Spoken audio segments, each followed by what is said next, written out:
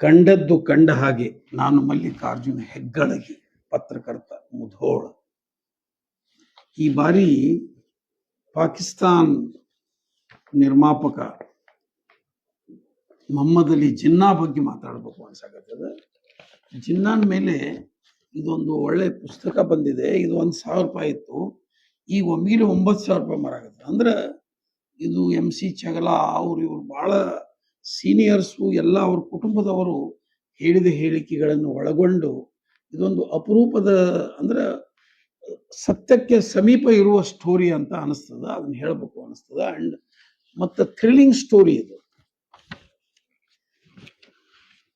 ಜಿನ್ನಾ ಕಾಂಗ್ರೆಸ್ನಾಗೆ ಇರ್ತಾರ, ಮುಂದೆ ಇವ್ರು ಮುಸ್ಲಿಂ ಲೀಗ್ ಕರ್ಕೊಂಡ್ ಬರ್ತಾರ. ಮುಸ್ಲಿಂ ಲೀಗದೊಳಗೂ ನಾಯಕರಾಕಾರ ಇವರು. ಅವಾಗ ಮೊಹಮ್ಮದ್ ಇಕ್ಬಾಲ್ ಅಂತ ಒಬ್ಬ ಶ್ರೇಷ್ಠ ಪಾಕಿಸ್ತಾನಿ ಕವಿ ಇರ್ತಾರೆ. ಅವ್ರ ಲೈರಿಕ್ಸು ಎಲ್ಲ ಫಿಲ್ಮ್ ಹಾಡಾಗಿಡ ಬರೆಯುವಂಥವ್ರು. ಆ ಕವಿ ಒಂದಿನ ಜಿನ್ನಾಗ ಹೇಳ್ತಾರ, ಇಲ್ಲ ತಾಜ್ ಮಹಲ್ ಕಟ್ಟಿದವರು ಅದಾರ, ಗೋಲ್ ಗುಮ್ಮಟ್ ಕಟ್ಟಿದವರು ಅದಾರ, ಭವ್ಯವಾದ ರಾಜಧಾನಿ ಕಟ್ಟಿದವರು ಅದಾರ, ಅರಮನೆ ಕಟ್ಟಿದವರು ಅದಾರ. ನಿನ್ಗಿದೊಂದು ಅವಕಾಶ ಇದೆ, ಒಂದು ಹೊಸ ದೇಶ ಕಟ್ಟಿಬಿಡು ನೀನು. ದ್ವಿರಾಷ್ಟ್ರ ಒಂದು ಚಿಂತನೆಯನ್ನು ಅವ್ರಿಗೆ ಹೇಳ್ತಾರೆ. ವಿಭಜನೆ ಅಂತ ಹೇಳೋದಿಲ್ಲ, ಇಲ್ಲಿ ಬಹಳ ಸೂಕ್ಷ್ಮವಾದ ಪ್ರಶ್ನೆ ಇದೆ. ದ್ವಿರಾಷ್ಟ್ರ, 2 ರಾಷ್ಟ್ರಗಳ ನಿರ್ಮಾಣ ಅಂತ ಹೇಳಿದ ಕೂಡಲೇ ಸಡನ್ಲಿ ಜಿನ್ನಾಗ ಈ 2 ರಾಷ್ಟ್ರಗಳ ಚಿಂತನೆಯನ್ನ ಮೊದಲು ಸಾವರ್ಕರ್ ಒಮ್ಮೆ ಹೇಳಿರ್ತಾರ. ಅವ್ರ ತಿಳಿಯೊಳಗೆ ಬಂದಿರ್ತದ. ಪ್ರತ್ಯೇಕವಾಗಿ ಅವ್ರು ಚೆನ್ನಾಗಿರ್ಬಹುದಲ್ಲ, ಯಾಕೆ ಇದು ವಿವಾದ ಅನ್ನೋದೊಂದು ಮಾತಿರ್ತದ. ಅದಕ್ಕೆ ಜಿನ್ನಾ ಸೀರಿಯಸ್ ತಗೋತಾರ. ನಾನೊಂದು ರಾಷ್ಟ್ರ ಕಟ್ತೀನಲ್ಲ ಅಂತ. ಒಂದು ರಾಷ್ಟ್ರ ಕಟ್ಟು, ಇದು ಯಾರೂ ಕಟ್ಟಿಲ್ಲ, ಬಹಳ ಅಪರೂಪದ ಸಂಗತಿ. ಹೊಸ ರಾಷ್ಟ್ರ ಕಟ್ಟುವ ಒಂದು ಅವಕಾಶ ನಿನಗದ ಮಾಡುವಂತ ಮೊಹಮ್ಮದ್ ಅಲಿ ಹೇಳಿದ ಮೇಲೆ ಥ್ರಿಲ್ ಆಗಿ ಅದನ್ನ ಹಠ ಇಡ್ತಾರ. ಅದಕ್ಕೆ ಬ್ರಿಟಿಷರು ಕೂಡ ಬೆಂಬಲ ಇರ್ತದ, ಸೆಪರೇಟ್ ಅದು ದೇಶ ಆಗ್ಬೇಕು ಅಂತ ಪಾಕಿಸ್ತಾನ. ಹಿಂಗಾಗಿ ಆ ಮಾತು ಹೆಚ್ಚು ಮುಂದೆ ಬರ್ತದೆ. ಆಕ್ಚುಲಿ ಅದನ್ನ ಬಹಳ ವಿರೋಧ ಮಾಡಿದವರು ಗಾಂಧಿ ಮತ್ತು ನೆಹರು. ಜಿನ್ನಾನ ಒಂದು ಸಂದರ್ಭದಾಗ ಹೇಳ್ತಾರ, ನನಗೆ ನೀನೇ ಈ ಇಡೀ ಭಾರತದನ್ನ ಪ್ರಧಾನಿ ಆಗು, ಬಟ್ ಬೈಫರ್ಕೇಶನ್ ಬೇಡ ಅಂತ ಹೇಳಿ. ಆದರೂ ನಾನು ಒಪ್ಪುವುದಿಲ್ಲ, ಪಾಕಿಸ್ತಾನ ಸೆಪರೇಟ್ ಬೇಕು ಅಂತೀನಿ ಅಂತ ಅನ್ನುವ ಮಾತನ್ನು ಕೂಡ ಜಿನ್ನಾ ಹೇಳ್ತಾರ. ಅದಕ್ಕೆ ಆ ಗಳಿಗೆ ಒಳಗೆ 47ರ ಸೆಪರೇಷನ್ ಆಯ್ತು. ಆದರೆ ಇಲ್ಲಿ ಹೇಳಬೇಕಾದದ್ದು ಇನ್ನೊಂದು ಅಂದ್ರೆ, ಜಿನ್ನಾನ ಪತ್ನಿ ರಟನ್, ಆಕಿ ರಿತು ಅಂತಿರ್ತಾರ, ಭಾರತದಕಿ, ಮುಂಬೈದಕಿ. ಆಕಿ ಫಾರ್ಸಿ ದೊಡ್ಡ ಶ್ರೀಮಂತನ ಮಗಳು. ಬರೋಬ್ಬರಿ 18ನೇ ವಯಸ್ಸಿಗೆ ಆಕಿ ಮುಸ್ಲಿಂ ಕನ್ವರ್ಟ್ ಆಗಿ 18ನೇ ವಯಸ್ಸಿಗೆನೆ ಜಿನ್ನಾನ್ ಮದುವೆ ಹಾಕಾರ. ಜಿನ್ನಾಗ ಹೆಚ್ಚು ಕಡಿಮೆ 41 ವರ್ಷ ವಯಸ್ಸು. ಜಿನ್ನಾನ್ ಮೊದಲೇ ಹೆಂಡತಿ ಅಂದ್ರ ಲಂಡನ್ನಿಗೆ ಹೋಗುವ ಪೂರ್ವದೊಳಗೆ ಮದಿ ಮಾಡಿ ತಂದೆ ತಾಯಿ ಕಳಿಸಿರ್ತಾರ. ಮತ್ತೆ ಎಲ್ಲ ಲಂಡನ್ದಾಗ ಮದಿ ಆಗಿದಾನಂತ. ಜಿನ್ನಾ ಬಹಳ ಸ್ಮಾರ್ಟ್ ಇರ್ತಾರ ಅವ್ರು. ಅದಕ್ಕೆ ಇಲ್ಲಿ ಕಳಿಸಿರ್ತಾರ. ಮತ್ತು ಹೊಳ್ಳಿ ಬರ್ಕೊಡದೆ 1 ವರ್ಷದಾಗ ಹೆಣ್ಮಗಳು ತೀರ್ಕೊಂಡಿರ್ತಾಳ. ಮೊದಲೇ 41 ವರ್ಷದಾಗ ಹಂಗ ಇರ್ತಾನವ. ಆದರೆ ಈಕಿ ರಟ್ಟಿನ್ ಏನು ರಿತು ಅದಾರಲ್ಲ, ಜಿನ್ನಾನ್ ಆಗಬೇಕು ಅನ್ನೋ ದೊಡ್ಡ ಹಂಬಲ ಇರ್ತದೆ. ಯಾರು ಇಡೀ ಫಾರ್ಸಿ ಸಮಾಜ ವಿರೋಧ ಮಾಡಿದ್ರು ಕೇಳೋದಿಲ್ಲ, ತಂದೆ ತಾಯಿ ಹೇಳಿ ವಿರೋಧ ಮಾಡಿದ್ರು ಕೇಳೋದಿಲ್ಲ.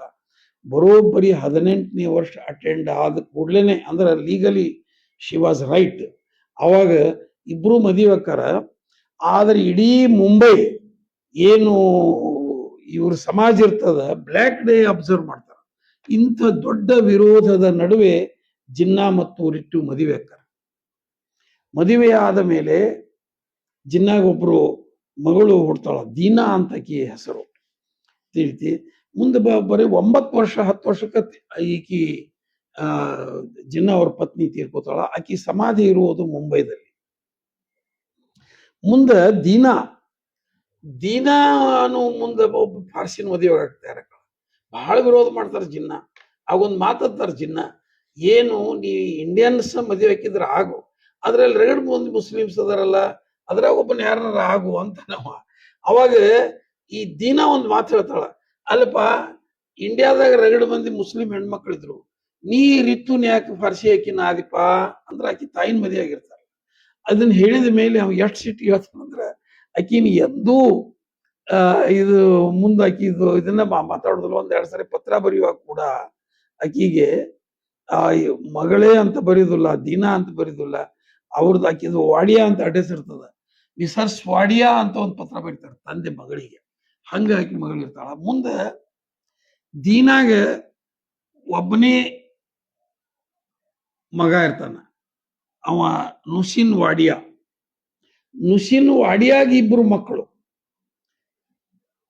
ಅವರು ಇಬ್ರು ಒಬ್ರು ಅದ್ರಾಗ ಭಾರತೀಯ ನಾಗರಿಕತ್ವ ಒಪ್ಕೋತಾನ, ಇನ್ನೊಬ್ರು ಬೇರೆ ದೇಶದ ನಾಗರಿಕತೆ ಒಪ್ಕೋತಾನ. ಅಂದ್ರ ಜಿನ್ನಾ ನಿತ್ತು ಪಾಕಿಸ್ತಾನ ಕಟ್ಟಿದರೆ ಜಿನ್ನಾ ಒಬ್ಬನೇ ಅಲ್ಲಿ ಅಂತ್ಯಕ್ರಿಯೆ ಹಾಕದು. ಇವ್ರು ಯಾರ್ದು ಅಲ್ಲಿ ಆಗೋದಿಲ್ಲ, ಇವ್ರು ಇಂಡಿಯನ್ ನ್ಯಾಷನಾಲಿಟಿನೂ ಒಪ್ಕೊಳ್ಳೋದಿಲ್ಲ. ಅವ್ರೆಲ್ಲರೂ ಭಾರತ ಬೇರೆ ಬೇರೆ ಇದ್ ಮಾಡಿ, ಅಂದ್ರೆ ಪಾಕಿಸ್ತಾನ ನ್ಯಾಷನಾಲಿಟಿ ಒಪ್ಪೋದಿಲ್ಲ. ಅವ್ರು ಭಾರತದ ನ್ಯಾಷನಾಲಿಟಿ ಒಪ್ಕೊಂಡು ಭಾರತದಲ್ಲೇ ಇರ್ತಾರ ಅವ್ರು. ಅಂದ್ರೆ ಒಂದು ಮದುವೆ ಎಷ್ಟು ವಿಚಿತ್ರವಾಗಿ ಬದಲಾವಣೆ ನಡೀತದ ಸ್ಟೋರಿ ಅನ್ನೋದನ್ನ ಈಗ ಹೇಳಿದೆ. ಅದ್ರಾಗ ಇನ್ನೊಂದು ಹೇಳಲೇಬೇಕಾದ ಸಂಗತಿ ಏನಿದೆ ಅಂದ್ರೆ, ಬೈಫರ್ಕೇಶನ್ ಆಗುವಾಗ ಸುಮಾರು 20 ಲಕ್ಷಕ್ಕಿಂತಲೂ ಹೆಚ್ಚು ಜನ ಆತ್ಮಾಹುತಿ ಅಲ್ಲ, ಸಾಯಬೇಕಾದ ಪ್ರಸಂಗ ಬರ್ತಿದೆ. ಅಷ್ಟು ಮಂದಿ, ಅಷ್ಟು ದೊಡ್ಡ ಹಿಂಸೆ ನಡೀತದ ಅಲ್ಲಿ. ಮನೆ ಮಾರು ತೊರೆದು ಇಲ್ಲಿ ಬರೋರು ಇನ್ನ ಯಾವಾಗ ಖಾಲಿ ಆಗೋದು ಗೊತ್ತಿಲ್ಲ. ಈಗ ಹೋಗಿ ನಮ್ಮ ಮನೆ ಅಂತ ಯಾರು ಇರ್ತಿದ್ರಂತ, ಹೊರಗಾಗ್ಬೇಕಾಗಿತ್ತು. ಬೇರೆ ಬೇರೆ ರೀತಿಯಿಂದ ಬಲಾತ್ಕಾರ, ಹಿಂಸೆ ಏನೇನೋ ಆತದು. ಇಷ್ಟು ಗೊಂದಲದ ನಡುವೆ ಇವು ಎರಡು ದೇಶಗಳು ನಿರ್ಮಾಣ ಆದವು.